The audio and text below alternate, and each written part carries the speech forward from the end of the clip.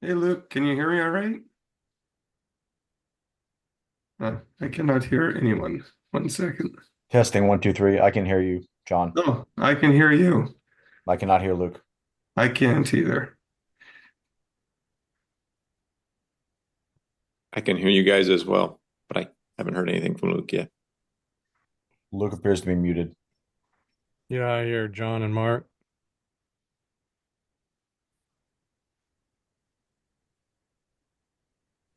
Yeah, there you go. Still can't hear you, Luke. Yeah, look, it shows that your mic is now live, but we're not hearing you. How We about can now? see.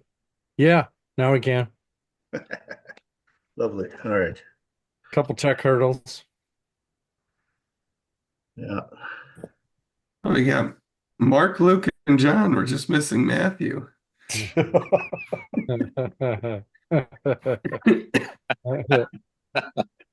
Those were the name choices my mom had for me, actually. That's kind of funny.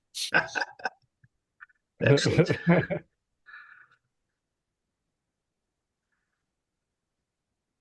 All right. Just wait a couple more minutes here, see if anybody else shows up, then we'll jump in. Yeah. Am I remiss? I thought this started on Thursday the 9th, and then I received a notification that it began today. Today. So be it.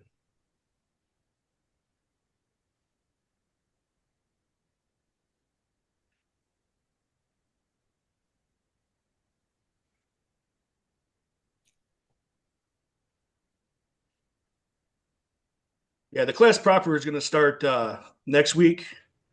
But I wanted to get, an intro course out for anyone that wanted to check it out before we dove in to the deep end on any of this stuff. So, Makes sense. How long do you expect this to go on? I was looking on the website and I see it's a series, but it wasn't clear to me how long that would be. well, right now I've got a cycle of 48 classes scheduled, or 48 weeks worth of classes scheduled. The way I structure it, and I'll go over all this in detail later on this evening, but the way I structure it, I teach in 12-week cycles, right? So I teach the core concepts. There's kind of 12 core concepts that I work through, and then each iteration expands on those concepts with different drills, different material and stuff that we explore. So I'll go into all that, so people can jump in and out wherever they want to and things like that. But the class is a full. I intend to run the class for the full year. So Thank you.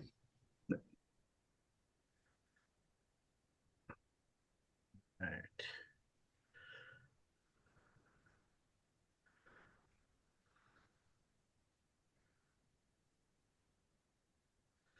All right, I'm going to mute everybody just so we're not getting any overlapping sounds coming in, and then I'm going to jump in and start introducing the material. So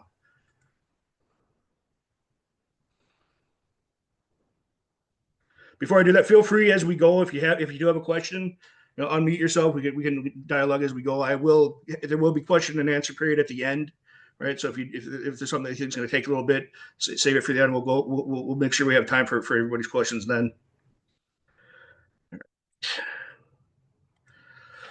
All right, so this is the intro session for the 2025 Core Human Competence online course that I'm running. Core Human Competence is the business I started. The purpose of the business is to restore the individual human's ability to maintain their own existence. Right, so it's a very holistic approach to that effort, to that endeavor. I'm gonna switch it here so that we're. I don't know why we're. Let's see.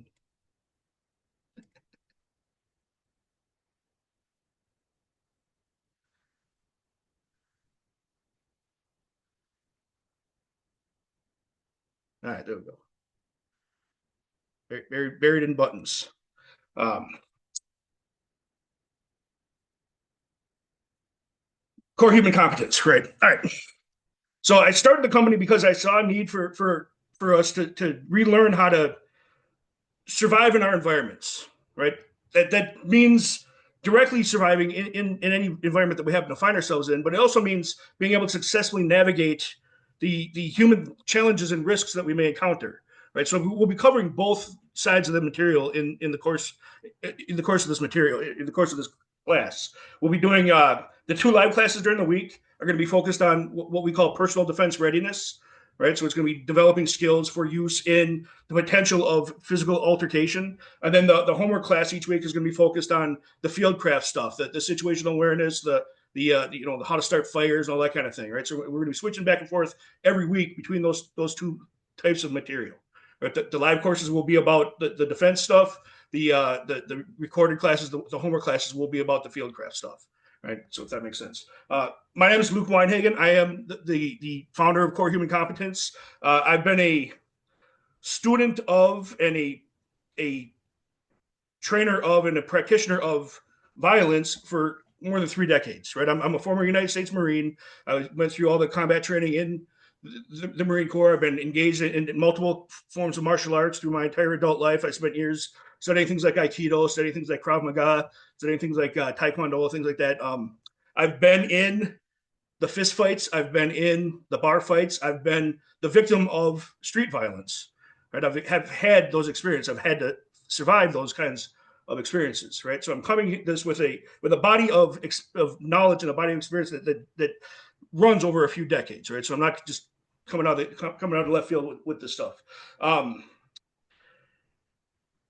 The methodology that I choose, I'm a big proponent of leveraging our existing skill set when it comes to any of the new techniques that we're learning.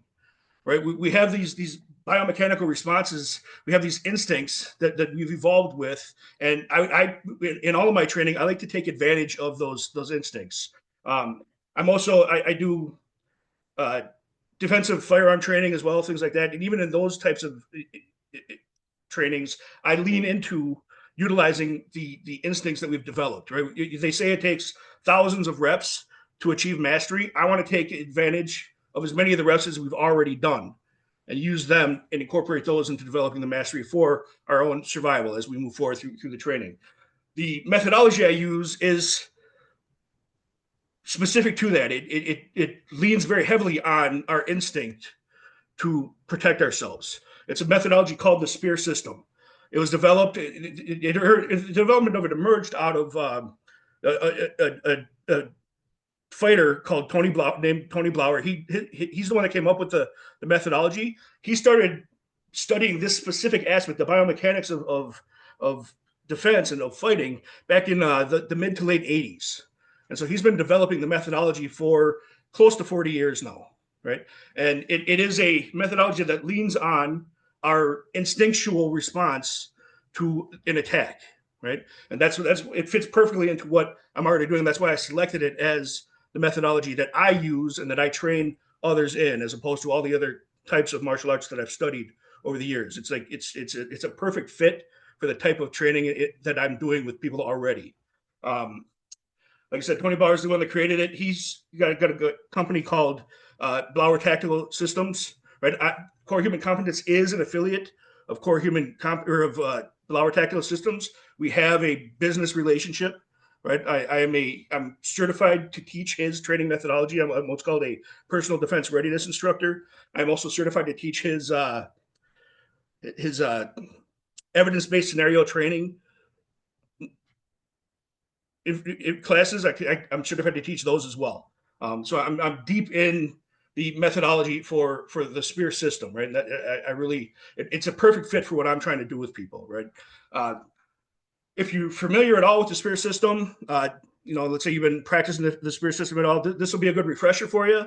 If you're actively working with a coach, then this class is probably going to be redundant for you, right? We're going to cover the purpose of today's intro course. We're going to be working on the very first building blocks of learning the SPEAR methodology, right? That's what the focus of today is going to be, right? So I'm going to get you guys up and moving in a little bit here. I want to work through some concepts before we get there. The first things I want to take a look at is how we define violence and what we're talking about when we mean violence. There's a number of different types of violence. The stuff that comes to mind most often is the stuff we see in movies. We also think, maybe competitive forms of violence, like the wrestling, the boxing, the MMA, right? We see all those kind of competitive forms of violence. The rugby scrum, another example of competitive violence. One of the things that all of those forms of violence have in common is there is awareness, there is consent, and there is preparation, right? And we look at that in a lot of the way traditional martial arts approach their training. They focus on all of their drills, all of the repetitions. There's built into them, there's baked into them, there's awareness, there's consent, and there's preparation, right? The most dangerous form of violence that any of us may end up encountering, though, is the ambush violence, the sudden violence, where there is no awareness, where there is no consent, where there is no preparation. You look at the kind of street violence that we see happening out in the wild, and even people in roles such as the military or the police, they're walking into environments already in a combative stance. They've already accepted, that there's already an awareness that they carry with them. They're bringing the violence into any situation. They're armed. They're walking in as a source of violence. So they're walking into a situation with awareness, not necessarily with consent, but with preparation. So they're also a different category of violence than the ambush violence, than the sudden violence, than the street violence that we're going to be focusing our efforts on. So the sudden violence is the one that we're going to spend most of our time on.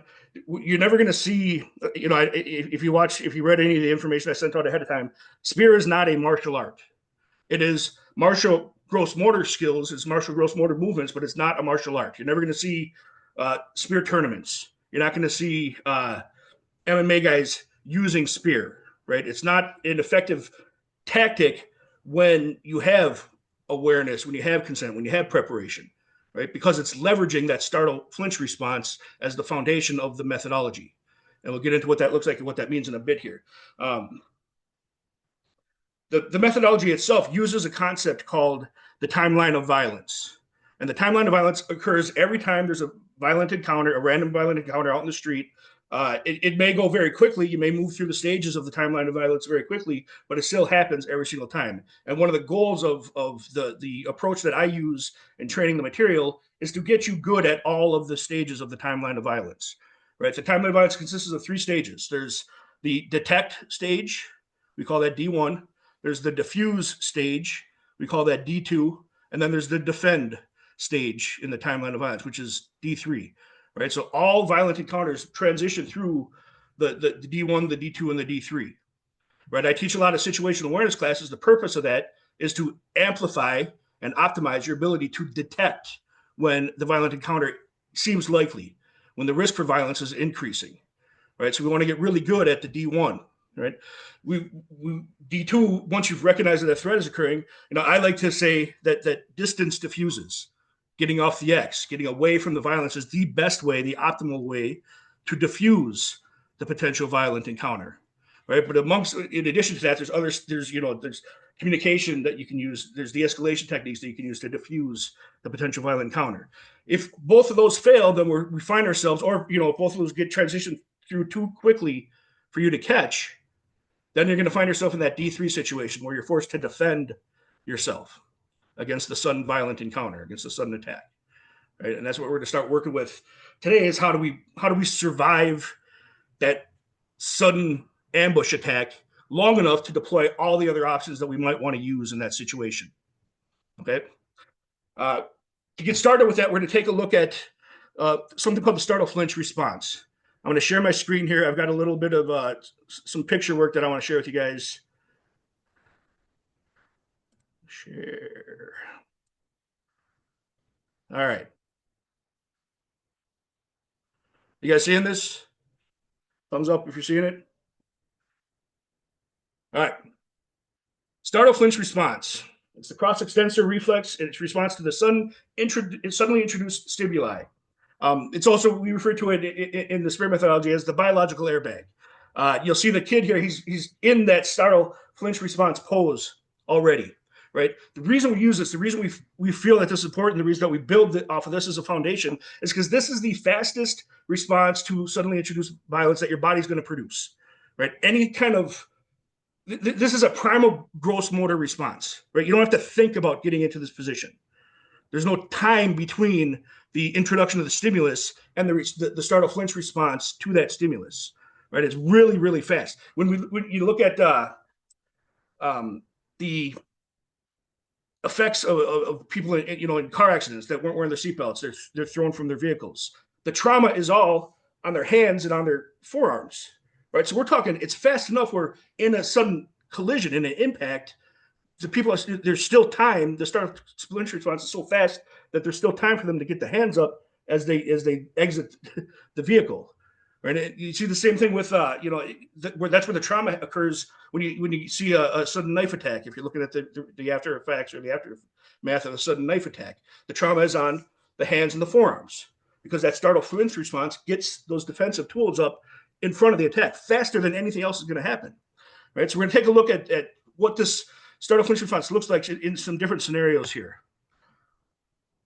Baseball game, bat gets lost. You can see in the crowd here, everybody in the crowd is at kind of different stages of detecting the threat of the stimulus is arriving to them at different speeds, right? Based on what they were paying attention to. You see some of the people here, bat to the face guy, he wasn't even watching the game. Right. One of the coolest ones in this picture, you got the little kid down here. I don't know if you can see the kid. There's a couple of people over from the guy getting the face full of bat. The child isn't responding to the stimulus directly. The child's responding to everybody around him responding to the stimulus, but still the kid's startle flinch response is coming in. Right. And the startle flinch response, it's that the body takes over, the brain takes over. The brain is super selfish. It wants to protect itself. It's the command center for the whole body, right? So it starts to move away from the risk, from the stimulus. It brings the hands up to protect itself from the stimulus. And then if the stimulus remains and the brain has time, it starts to push away the threat. It starts to push away the potential danger, right? Whatever the suddenly introduced stimulus was. And you can see people in different stages of that in this picture, right? We'll look at another one. Different bat flying. You got some people in some different stages. We got feet coming up here now, right? So that means they were aware of the stimulus long enough for not just their hands to start pushing away the danger, but they started getting their whole body in position to start pushing away the danger. And all this is happening in the time it takes a baseball bat to fly out of a player's hand and into the crowd. I mean, this is a very, very rapid response. I don't know if any of you guys have ever experienced this, whether you're outside working in the yard, you're grilling or something like that, and a butterfly flies into your peripheral vision and you flinch, right? The startle flinch response isn't a threat response inherently. It's going to respond to any stimulus that gets introduced too quickly, that gets introduced faster than your brain can process it, right? But that's what we want to do. We don't want to limit that. We don't want to suppress that. We want to let our body respond to the introduction of stimulus with the startle flinch response. It's a safety mechanism, that evolved in humans from the time we were swinging around in the trees, right? I mean, it's essential to our survival. We get a little closer here. We can see, the full head coverage, right, in that startle flinch response. Another one here, we got people in different phases of the startle flinch response. Some of them aren't even watching at all. This is kind of what it looks like if we were to slow down, when they've had a fully expressed startle flinch response. You can see that the head turned away from the danger, the hand up protecting the head, the other hand pushing the danger away, right? Full extension to push the danger away. The whole body is leaning away from what's called the noxious stimulus, right? The stimulus that produced the startle flinch response. The startle flinch response can occur from any position you're in. We see babies do the startle flinch response, right? This comes completely natural to us, right? You'll do the startle flinch response if you're sitting. You'll do it if you're standing. You'll do it if you're laying down. You ever startle somebody that's sleeping? They jump into that startle flinch response, right? We want to take advantage of the rapidity of that movement as the foundation for our self-defense. Let me see if I can find it in here. Yeah, so this is an interesting dynamic. If you look next to where the kid is, there's a woman holding a cup, right? This in the regular startle flinch response, you see those hands splay You see them creating as much coverage between the head and the threat as possible. But one of the interesting things that's evolved with us in the startle flinch response is the cross extension, reflex. If you have anything in your hand, it's going to grip it and hold it, right? A monkey that fell out of a tree whenever it was startled wouldn't live very long. So part of that startle flinch response is it grabs onto whatever you're holding, right? So you see that, you know, when somebody gets startled in the street, you know, what's everybody doing nowadays? They're walking around with their phones in their hands, right? So you see the startle flinch response. Instead of their throwing their phones around, it gets grasped and pulled in, and everything gets pulled in tight, right? It's an amazing evolutionary adaptation that we have and that we've held on to. You know, especially that one. We don't swing in trees anymore, but it's still right there. All right, stopping the share. All right, back to this. All right, so what I want to do is I want to start working with you guys a little bit on how do we take advantage of that startle flinch response to keep ourselves safe in the event that we are attacked on the street, where there is no awareness, where there is no consent, and when there is no preparation, right? That's when it's going to be a surprise. That's when it's going to trigger that startle flinch response, right? So what do we do with that once we trigger that startle flinch response? If you have space, I'd like you to get up and do this with me, right? You don't need a ton of space. Violence is very intimate. It's very close, right? The violent attack is a very close thing. When I was in the Marines, we would do live combative training, and we would do that training in a 4 foot by 4 foot enclosure, right? That's how close they trained us to do violence, to navigate violence, right? So you don't need, the point is you don't need a ton of space here. You can stand up in front of your couch as long as you got, you know, a couple feet on either side of you so that you're not hitting anything important to you as you do this. But if you can get up and move with me, I'd like you to get up and move with me here.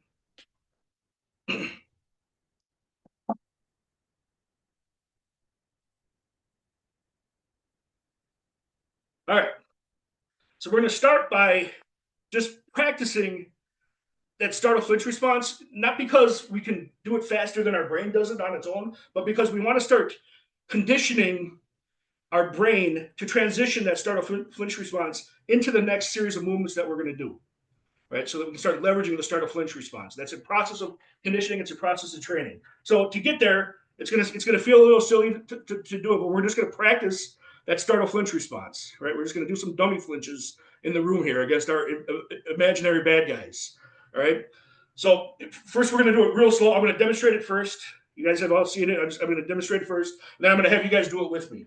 All right, so I'm just gonna assume the threat is coming at me from the front, just so you guys can see what the movement looks like, right? So the shoulders will come up. The body will start moving away from the threat, right? One of your hands, it's going to depend on where the stimulus is coming from. One of your hands is going to come right up to your face. The other hand is going to come in front of that one. And then if possible, you're going to start pushing the danger away, all right? The same thing would happen in the other direction if the threat's coming from the other side, right? It's going to come up. The shoulders are going to come up. The body's going to shift away from the danger. Hand's going to come up. Other hand's going to come up. And then it's going to start pushing the danger away. So let's do that together. We're just, like I said, it's just dummy flinches is all we're doing here, right? So real slow first, right? The hands are gonna, the shoulders are gonna come up, the body's gonna tilt away from the source, and you pick the source, whatever direction you think the danger is coming from, right? Hand comes up, both hands come up, and then if, you know, when we have time, that the front hand is gonna push danger away, right? All right, so I'm gonna do a little drill with you guys now so that I can see how you're moving. We're going to do a little bit of clock drill here. So I'm just going to say 1 o'clock. I'm going to say 11 o'clock. I'm going to say 2 o'clock, 3 o'clock, whatever. And what I want you to do is I want you to dummy flinch to that number from your frame of reference, right? So straight ahead is 12 o'clock, right? I'm going to call out a number, and you guys are going to dummy flinch towards that number so I can see how the movement's going, all right?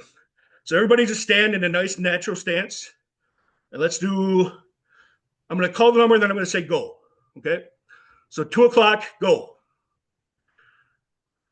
All right, reset. Let's do 11 o'clock, go. All right. 3 o'clock, go. All right. 7 o'clock, go. Excellent. All right.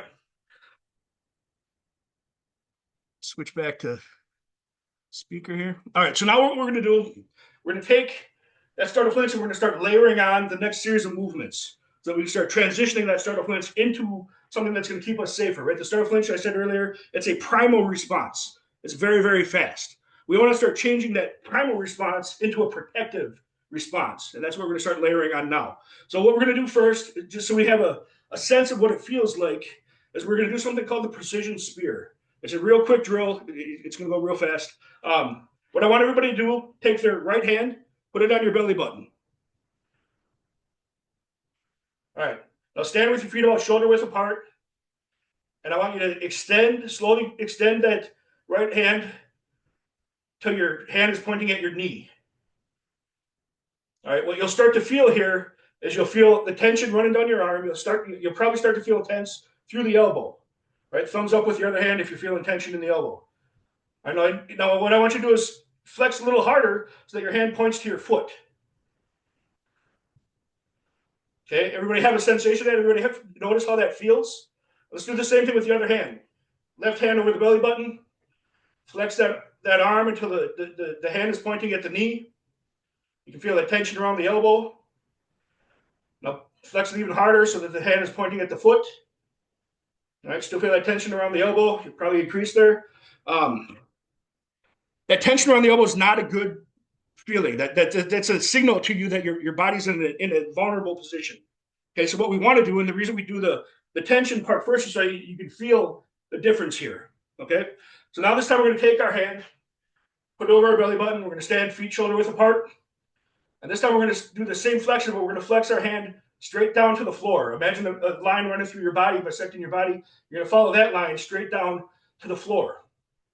Now, when you do this, the other thing you're going to notice is that it starts to activate all of the muscles in your chest and shoulder in a way that wasn't happening when you were extending your hand off to the side.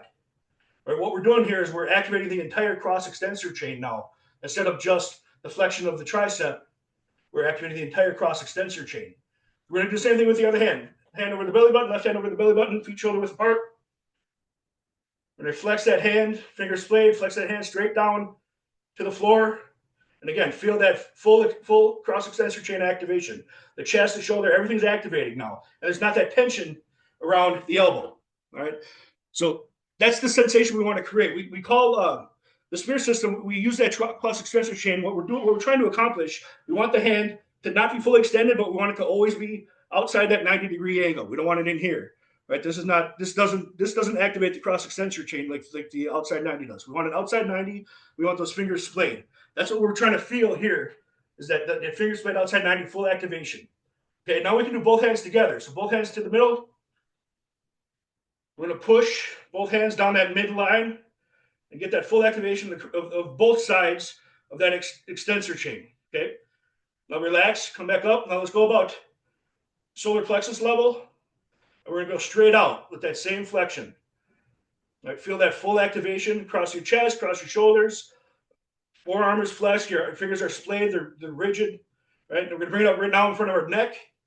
Same thing, full activation, all the way out in front.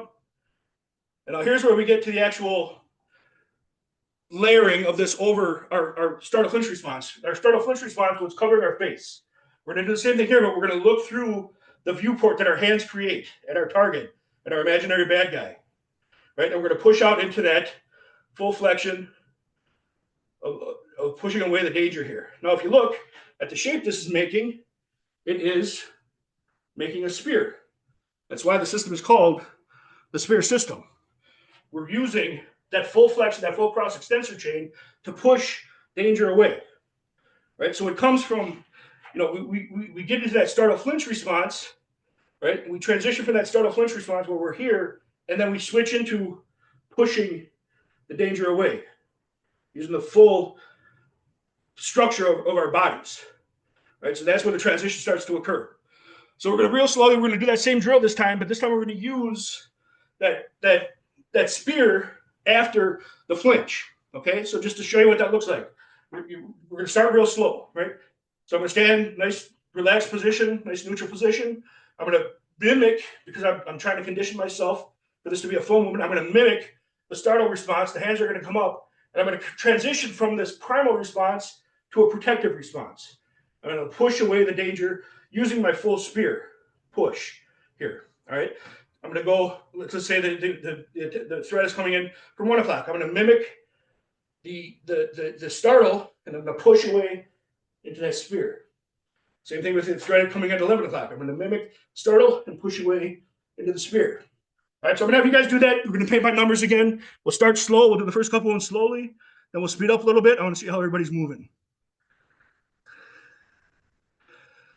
All right, everybody in a relaxed position, standing neutrally, feet shoulder width apart, like you'd be standing anywhere. All right, so nice and slow. This first one, we're going to do 12 o'clock. All right, and I just want to see you do the movement. So let's go ahead and go at nice slow pace. Just do it with me here. Come up, start a flinch, and then lock in that full extensor for both sides. Good, good. Now, real quick here, we're not palming forward. Okay, we want the hand to be in line with the arms of the bone here, so that and then the fingers are splayed. Right, we're not balling fists. We're not doing palm strikes yet. We'll get on to those, in later classes. But for this for the sake of surviving the initial attack, we're trying to create a locked position between us and our attacker, between the source of the threat. Right, so this whole structure is locked in place. Right. So again, nice and slow. We'll stand from our relaxed position. The threat gets introduced to the front. We startle, flinch, then we push out at full extension, fingers splayed, arms not locked out, extended, but arms in that outside 90 position, right? So that there's full activation of the entire structure. Okay. All right, I'm going to call out some clock positions so I can watch how you guys are doing. All right, so relaxed position. Remember, we're going to try to mimic the startle first, and then we're going to launch our spear. Okay, so let's do 2 o'clock. Go. Good, good. Reset. Let's do 9 o'clock. Go. Excellent. All right, let's speed it up a little bit. 11 o'clock. Go.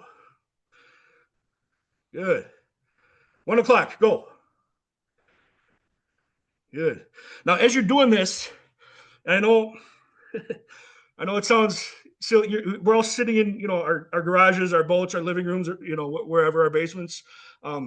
If you can, we're trying to train our brain to leverage an instinct, right? So in order to do that, we want to get as alive with the reps as we can. So picture a threat. Picture somebody that you're contacting with. Your hand is coming across their body, right? You're engaging with that threat coming at you. On the other side, your hand's coming across their chest, right? So it's landing right in that space. If they're taking the haymaker, the douchebag punch at you, you're intercepting that punch with that spear, with your rigid structure, right?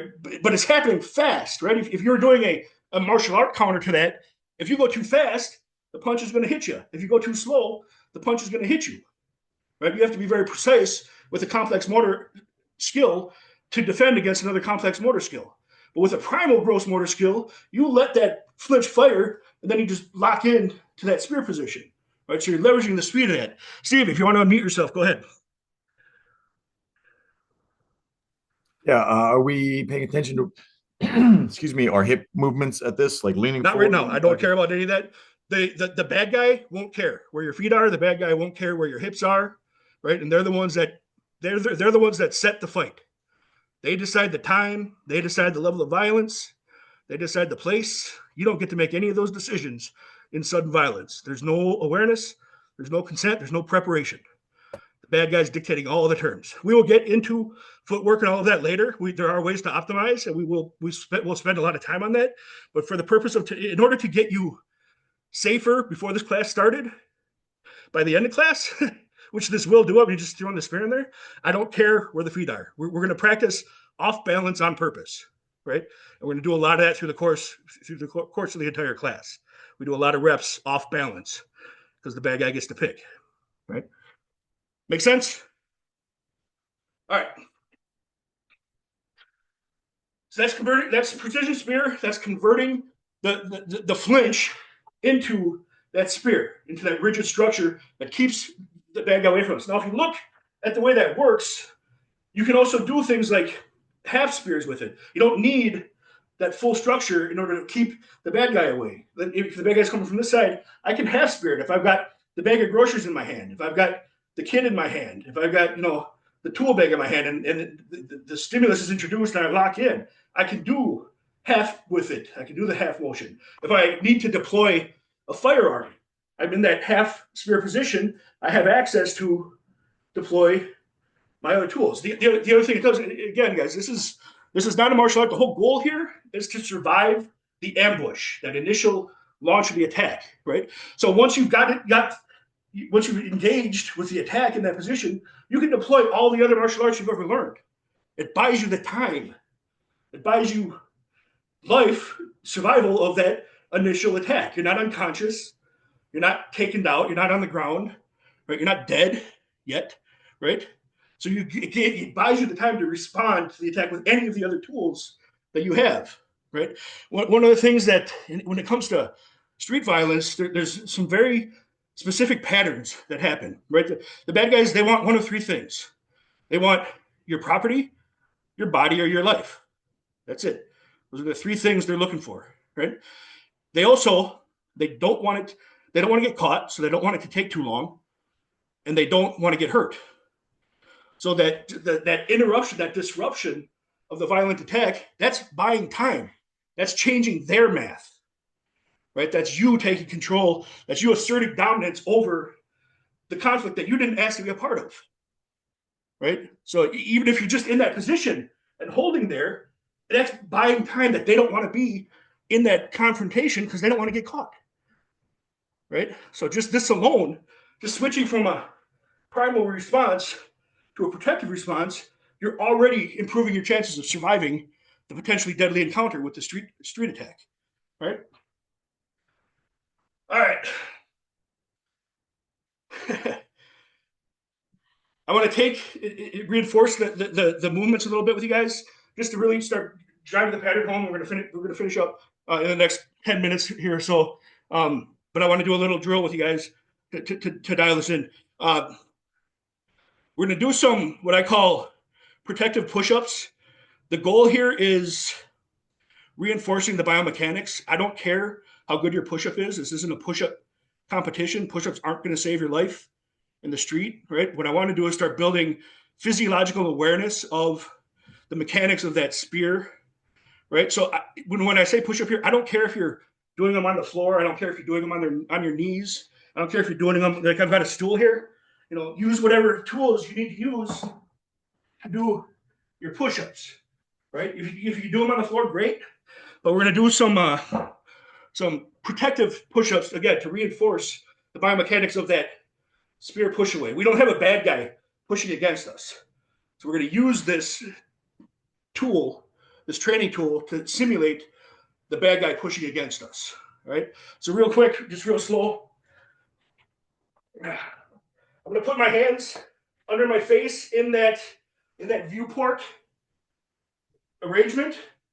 And I'm not pushing out to full extension, right? I'm going to come down to my face. I'm going to push out till I'm just before lockout. All right? And just do a couple of them with me. All right? So it's down and up, down and up. Right?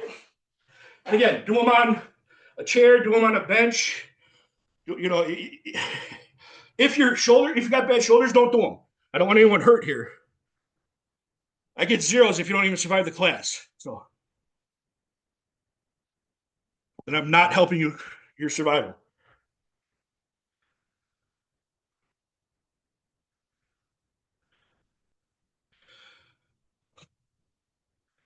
All right. Looks like everybody has the basics of at least what the spear or the protective push-up is supposed to be. And if you continue with the class, you'll get a lot more exposure to those. It's a good training tool. Again, reinforcement of mechanics. We're going to do a quick drill here, kind of not a timed drill, but a drill against the clock. I don't want you killing yourself. The purpose is mechanical reinforcement, right? Physiological awareness. We're going to do, have you guys ever heard of a burpee? Yeah, terrible. They suck. They're the worst ever. I don't need speed here. I need you to practice the technique. But what we're going to do is we're going to do it's a drill I call the spear burpee clock drill, right? So we're going to use the same clock we've been using, right? But what we're going to do, it's going to last maybe 2 minutes, okay? And the only reason I'm introducing it is because I want you to be able to take it away and use this whatever, right?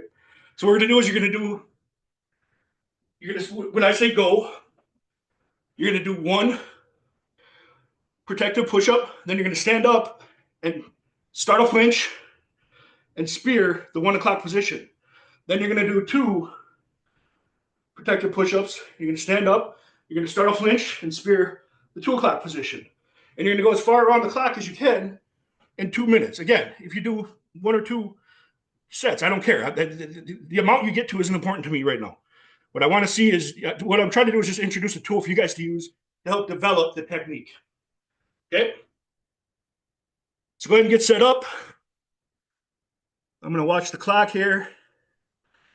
Everybody ready? We're starting with 1. Okay, so just 1 push-up, 1 spear, then 2 push-ups, 1 spear, 3 push-ups, 1 spear. Make sense? All right, go ahead and go.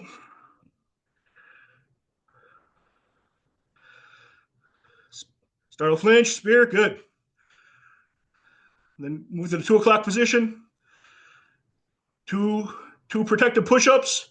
Reinforce that technique. Really pay attention to what your body's doing, right? You want to feel that you're pushing away the danger. Right now, the floor is the danger.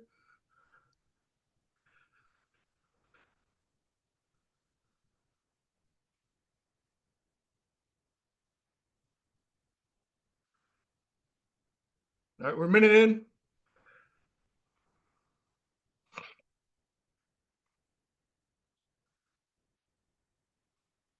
Clean is better than fast.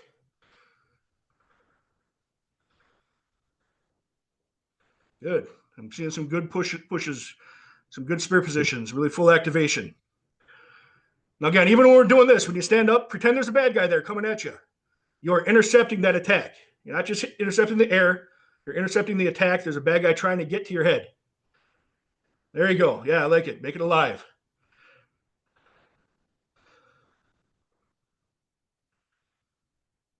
All right, go ahead and stop. Everybody stand up for me.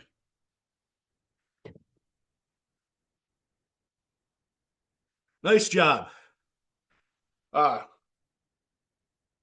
So we covered the startle flinch response. We took a look at how fast that response gets initiated when any stimulus is introduced, right? And I talked to you guys a little bit about and go ahead and unmute yourselves now. We'll make this at this point. We'll make this a conversation.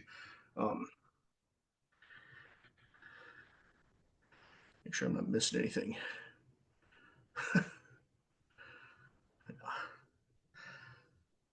Martin actually caught a baseball bat with his face once. That's a bummer. So you've got firsthand experience of how this works, or first face experience, I guess. You missed your hands. Does the startle flinch technique make sense? Does the startle flinch make sense to you guys? You understand how it operates, how it functions, right? I mean, you've all flinched before, right? Yeah. I'm not introducing anything new to you with the startle flinch, right? You know what a flinch feels like, right? Mm-hmm. Are you guys seeing how you can convert that flinch response into the beginnings of a way of keeping yourself safe in an attack? Right? Can you feel the activation in that whole chain of bodily recruitment that occurs when you move from that flinch response into that spear position? Right? Are you able to feel that activation as you get in there? Yeah. All right. So that's. I want to talk a little bit about how the class is going to run. We're 43 minutes in, approximately, right? Usually, the way I run my classes, they usually last about 45 minutes of class proper, and then I leave the last 15 minutes. We may run over, but I try to leave the last 15 minutes for Q&A or review of any of the concepts that were introduced in the class. Right? Today, you saw how the class we started with a little bit of introduction. That's, after the first class, you don't need a whole lot of that. At that point, you know who I am. I don't have to tell you that every class, right? So the class is going to start with the introduction or review of the last, I'll either introduce a new concept or we'll review the last class's concept, depending on what kind of activity we're looking at for the live class. We'll go into some movement to start experiencing, some movement pattern work to start experiencing the technique, whatever technique we happen to be working on. We'll do some slow drills to start pushing the technique into our awareness, into our sensation, of what it feels like to move into those positions. And then I always like to finish up with a faster drill. I'm not trying to kill you, but what I want to do is I want you to be practicing the movement patterns under some stress, right? It's important that it's part of the conditioning process that you do some of the work under stress, right? If you do choose to continue with the class, there are some tools that I recommend. None of them are necessary; they're just nice to have, right? So like we'll be using the rubber band style exercise bands, right? I like these because you can use them to create tension on the upper body movements, right, on the push away, right? It creates that sensation of somebody pushing back against you. We'll use it when we're doing strikes. We'll use it when we're doing elbows and stuff like that. So we'll use these bands a lot to create that counter pressure as we're doing some of the techniques. So I like those. I like to use leg bands again to recreate the sensation of tension being put on our system by our opposition. Right, so these just wrap around your knees, wrap around your thighs, wherever, and it creates tension as you're moving and doing the footwork. Right, so I like to use some of those. Again, not necessary; they're just going to enhance the training if you have them. So if you give you guys a chance to pick some of this stuff up if you want to do it. I like having something that I can proxy for a human head that I can strike as we're doing the training. We're going to use that. It can be a basketball. It can be a medicine ball, right? It can be a blow up ball, bouncy ball, whatever. Something that you're not going to hurt you're not going to break your own bones in practice. Is that a 10-pound medicine ball? Yeah. All right. So something like that. And then another piece that's important to have, at least you want something that's as long as your wingspan, right? So some kind of dowel, PVC pipe, things like that. We do some training with that, not as a weapon, but as another tool to create the sensations that we're trying to simulate. I can't go house to house and beat you guys up to startle you, right? The training becomes less and less effective if we're actually damaging ourselves in the process of training. So we use a lot of proxies. We use a lot of tools to introduce similar stimulus to the ambush attack. And so all these tools are designed to do that, to proxy some of those stimuli, right? And so we use a lot of stuff like that. But again, you don't need any of it. We can do all of the techniques without it. They're just enhancements, they're optimizations. As we saw here today, you can do this training alone. You don't have to. There's drills that we do that work even better with a partner than without a partner. Right, like there's some techniques that I'd love to be able to show you. There's limitations to doing things online, and I get that. I recognize that. You guys are gonna have to recognize that. One of the things, I can't be in the room with you. I do a lot of study of nonverbal communication, right? So if you guys were students of mine in the class in the gym, I could see when you're pushing yourself too hard. I could read those signs, right? I've been training people long enough where I recognize what that looks like. In a situation like this, I'm reliant on you mostly. I can, if your face starts changing colors, I can pick up on that. I'm reliant mostly on you guys to moderate how hard you're pushing in any of the work that we're doing, right? So I need you to be adult about that. This isn't an ego class. We're not doing super fancy techniques. We're not going to impress anybody with any of this. This is survive the attack. This is survive the environment. This is keep ourselves alive no matter what confronts us. That's what all of this training is about, whether it's the self-defense stuff or it's the fieldcraft stuff. It's about keep myself alive. It's not going to be sexy stuff. It's going to be, ugly, brutal. You're going to be off balance. You're going to be awkward, right? You're going to get blisters from some twirling sticks in your hands. I mean, it's not pretty. We're not impressing anybody with the development of these skills. We'll impress people when we have them, once they're developed skills. And you're the only guy that can, start the campfire because nobody thought to bring a lighter. That's impressive, right? But the development of it's not going to be. So this is definitely a check your ego type of training, right? Because it's not flashy. You're never going to get belts. You're never going to get, you're not going to win tournaments with this. I'm never going to host a tournament. I'm not going to ever host, we're not going to get together for a spear tournament or anything like that, right? So, but most of the classes will run like this. We'll run that same way. We'll do introduction to concepts. We'll do drills. We'll do body work. Then we'll do faster drills to reinforce it and under stress, right? And then we'll finish up with Q&A, things like that. Now, as far as the course itself, this intro class, it's a free class. It's open to anybody. I'm recording it. I'm going to put it online. Anybody that wants to watch it again, you can watch it again. If people are interested in joining later, I'm going to have them watch this first so that they get all of the things that you're getting now, right? They hear me talking about what this class is going to be before they sign up. One of the things that I work really hard to develop in people is a intentionality in all the things they do. So I will never do, you can't say never if somebody's in a specific situation where they have to do it this way. I will avoid doing subscriptions. I don't like subscriptions. I'm not going to do contracts. I don't do any of that kind of stuff. You want to participate in the month, you buy the month. You don't want to participate, you don't buy the month. It's that, if you don't want to be here, I don't want you here.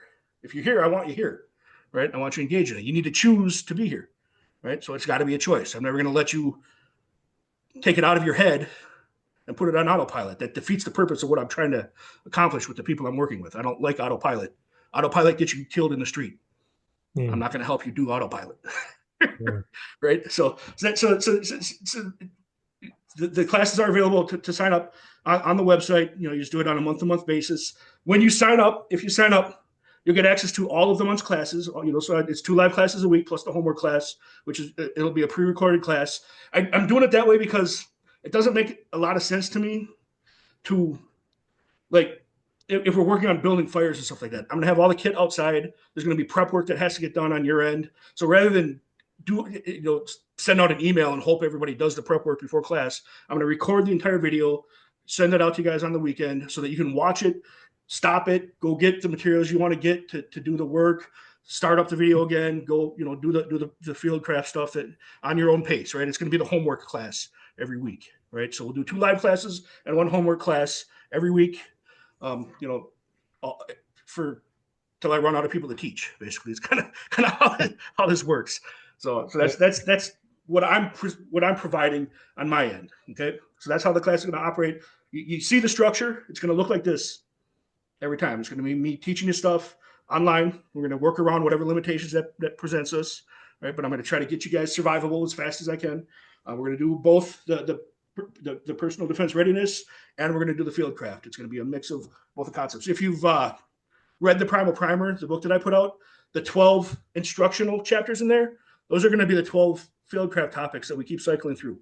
Right? We're going to get better and better at all of those. We're going to get better and better at our setting baselines. We're going to get better and better at our situational awareness. We're going to learn 5 different ways of starting a fire out in the woods. We're going to learn, different ways of filtering water. So we're just going to keep cycling through those 12 concepts, each one topic, a week, a 12-week cycle, right? The spear stuff fits in there very similarly, right? I'm going to keep rotating through the concepts of that, adding on to it as we go, right? I'll throw stuff in there too. It's not just going to be that, but that's going to be the meat and potatoes of the course is that kind of material, right? And then we're just going to keep growing our efficacy with the self-defense stuff, with the personal defense readiness stuff, right? I mean, my goal is to get you guys capable, like I said at the beginning, the whole purpose of core human competence is to restore all of our individual capacity to sustain our own existence, no matter what challenges we're confronted by, right? That's the foundation of us being able to cooperate with each other. That's the foundation of us being able to interact with each other. It's the foundation of us being able to say yes, is that we have the ability to say no, right? So that's what we're building here. So, you guys have any questions? We're closing in on our hour here. Anything you need to see again? I think it was funny when I first heard it, I thought it said spear, like, to spear Yeah. something. Yeah. And then you said spear because of how you have your hands out. Yeah. Well, it is spear, right? If you look at that shape, it's the spear tip, right? It's the tip of the spear that we're creating, and we're Okay. intercepting the attack with that spear. So we're literally spearing our enemies when they're coming at us. All right. They're bringing their attack that we didn't volunteer for, we didn't consent So to. then It's you being forced always have upon us, and we available. are Yeah. like they're the charging horse. We're setting ourselves against the charge, Yeah. right? We are Okay. holding that spear, right? But we're leveraging that startle flinch. That startle flinch is fast. Nothing, no other block you ever learn is going to be faster than that startle flinch. So let's leverage it. Let's use it. Let's take Yeah. advantage of this Yeah. You thing have that kept that. all of our ancestors That's alive. the trigger. And then Yeah, what do you do with that trigger? yeah, yeah. And all we're doing is learning how to leverage that trigger, how to convert that trigger in from primal to protective. And as we go, as we develop and mature the skill set, we move from protective to tactical. We start recognizing earlier and earlier signals that the attack's going to be launched, and instead of waiting for the flinch response, we start launching the spear Yeah. to intercept the attack that we can see coming because we recognize the biomechanics of the attack, right? So we do a lot of training around that as well. So, but again, Yeah. it's not something I can throw in on day one. So I'm this is the sure absolute most. basic building block for the entire rest of the system.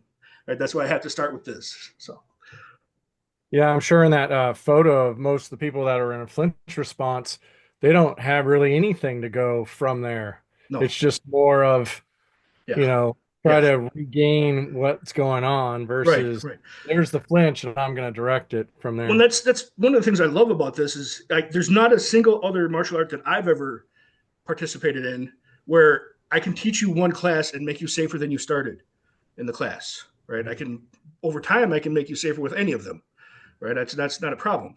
But there's not a single one where I can teach you one 40-minute class and equip you with a tool you can put into use immediately at the end of that class that actually makes you that has a impact on your ability to keep yourself safe if you're attacked. And we just did that.